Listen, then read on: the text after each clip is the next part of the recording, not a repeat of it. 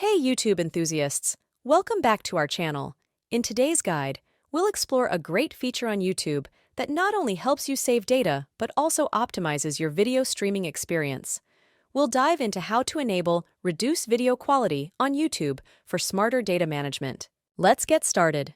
Open the YouTube app on your device. Please make sure you are signed in to your account for these changes to take effect. Then, in the lower right corner, you will click on the profile picture. And then on the new page, look for the settings icon. It is usually represented by a gear or 3 dots.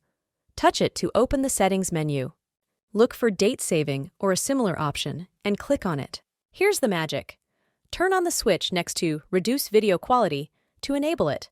This feature adjusts video quality to preserve data without compromising your viewing experience too much. And there it is. Activating reduced data usage on YouTube is a simple but effective way to keep your data moving forward.